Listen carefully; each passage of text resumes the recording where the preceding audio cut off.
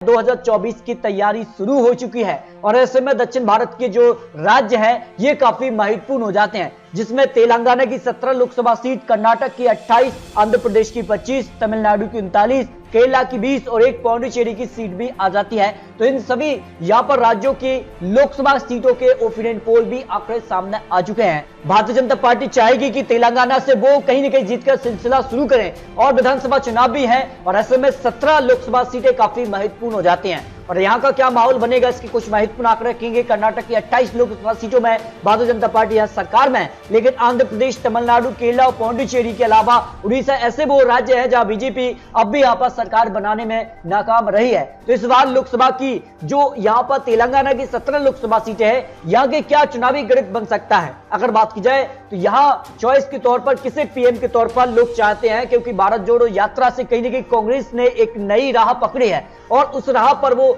क्या 2024 की राह तक आसानी से पहुंच पाएंगे, इसके भी कुछ महत्वपूर्ण आंकड़े बात की जाए तो यहाँ पर 38% लोगों की चॉइस जो है पीएम मोदी, जबकि 40% लोग यहाँ पर राहुल गांधी को पीएम के तौर पर देख रहे हैं, 22% लोग अन्य को पीएम के तौर पर देख रहे हैं। तेलंगाना को लेकर ये सटीक आंकड़ा सामने आ रहा है। अब बात की जाए ओपिनियन पोल के हिसाब से यहाँ की 17 लोकसभा सीटों का जो गणित बन रहा है, हैदराबाद निकाय चुनाव के परिणाम भी बीजेपी के पक्ष में दिखे थे, तो ऐसे में बीजेपी को जबरदस्त यहाँ पर फायदा भी हो सकता है। यहाँ पर बात की जाए तो जिस कहा से चुनावी यहाँ पर जनसभाएं भी हो चुकी है बीजेपी की, तो बीजेपी और टीआरएस के बीच में यहाँ पर कड़ी टक्कर हो सकती है। हालांकि विधानसभा चुनाव के रिजल्ट काफी महत्वपूर्ण होंगे, लेकिन बीजेपी और टीआरएस के बीच सीधे तौर पर लोकसभा के लिए टक्कर हो सकती है। 7 सीटों पर बीजेपी टीआरएस को यहाँ पर जीत जा रही है, जबकि कांग्रेस को 2 सीटें और एआईएम पार्टी को भी 1 लोकसभा सीट जा सकती है। 17 लोकसभा सीटों का जो गणित सामने आ रहा है। कर्नाटक भी काफी महत्वपूर्ण है, कर्नाटक में बीजेपी सरकार में भी है, तो इसका फायदा बीजेपी कितना उठा पाएगी। 28 लोकसभा सीटें काफी महत्वपूर्ण हैं।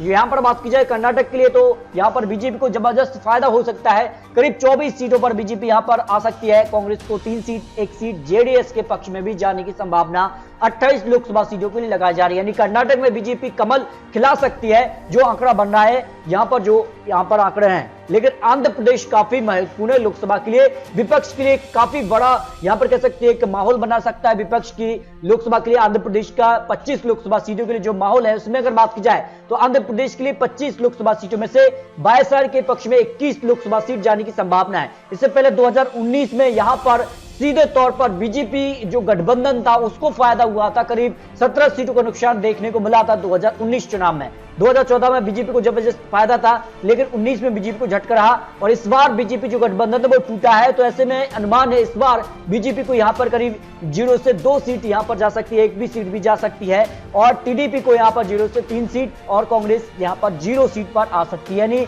जो आंध्र प्रदेश की वायएसआर बड़ी पार्टी है उसके ही पक्ष में आंध्र प्रदेश की लोकसभा सीटें जा सकती हैं, जो अनुमान यहाँ पर लगाया जा रहा है। जबकि तमिलनाडु की अगर बात की जाए तो तमिलनाडु को लेकर भी काफी महत्वपूर्ण है और यहां पर विपक्ष को काफी एक बड़ा मौका रहेगा कि वो किस तरफ जाते हैं। तमिलनाडु के लोग को क्या वो अपने पक्ष में कर पाएंगे। अगर बात की जाए तो यहां पर पीएम के तौर पर किसे लोग पसंद कर रहे हैं, देखिए 32% पीएम मोदी, जबकि 56% लोग राहुल गांधी को पीएम के तौर पर यहाँ के लोग देख रहे हैं, जो तमिलनाडु का ओपिनियन पोल सामने आ रहा है। तो अगर बात की जाए तमिलनाडु की 39 लोकसभा सीटों में से इस वक्त जो ओपिनियन पोल है उसमें जो बीजेपी गठबंधन है एआईडीएमके को, उसको करीब 0 से 1 सीट मिल सकती है, जबकि कांग्रेस जो गठबंधन है उसमें डीएमके है उसको जबरदस्त 37 सीटों का फायदा हो सकता है। तो ऐसे में जो 2014 में बीजेपी यहां पर जबरदस्त सीटों पर जीती थी, करीब यहां पर जबरदस्त फायदा था, लेकिन गठबंधन अलग हो चुके हैं और ऐसे में यह माना जा रहा है कि 2019 में भी बीजेपी को यहां पर झटका रहा था। तो ऐसे में अनुमान यहां का है कि बीजेपी को करीब करीब यहां पर 0 से 1 सीट ही मिल सकती है, जबकि अगर डीएमके की बात की जाए तो करीब जो कांग्रेस गठबंधन है डीएम के साथ उसमें 37 सीटें उनके पक्ष में जा सकती है। अन्य की बात की जाए तो अन्य को 0 से 1 सीट मिलने की संभावना तमिलनाडु लोकसभा चुनाव के लिए लगाया जा रहा है। इसके अगर बात की जाए तो केरला भी काफी महत्वपूर्ण जाता है। भारत जोड़ो यात्रा से यहां से शुरुआत की है राहुल गांधी ने, कितना फायदा वो यहां पर केरला में उठा सकते हैं। यहां से वो सांसद भी हैं, तो कितना वो यहां पर फर्क डाल सकते हैं जनता पर। तो यहां पर बात की जाए चॉइस के तौर पर अगर केरला के लोगों की बात की जाए तो 18% पीएम मोदी, जबकि 58% लोग राहुल गांधी को यहां पर पीएम के तौर पर देखना चाहते हैं। यहां के लोगों का जो अनुमान हो सकता है, अगर बात की जाए तो केरला लोकसभा के लिए 20 सीटें हैं और यहां पर एलडीएफ को 7, जबकि यूडीएफ जो गठबंधन है उसको 13 सीटें, जबकि एनडीए गठबंधन 0 सीट पर समझ सकता है।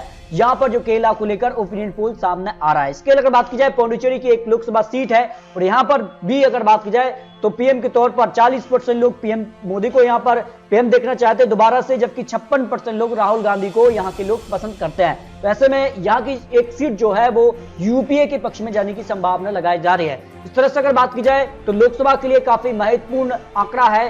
दक्षिण भारत के लिए बीजेपी पूरी तरह से तैयार हो चुकी है और अपना जो पूर्वोत्तर राज्यों के लिए पीएम मोदी यहां पर चुनावी मैदान में उतर चुके हैं। इसके अगर बात की जाए दक्षिण भारत में भी बीजेपी बहुत यहां पर कड़ी मेहनत के साथ तैयारी कर रही है। तो क्या दक्षिण भारत के दरवाजे वो खोल पाएंगे?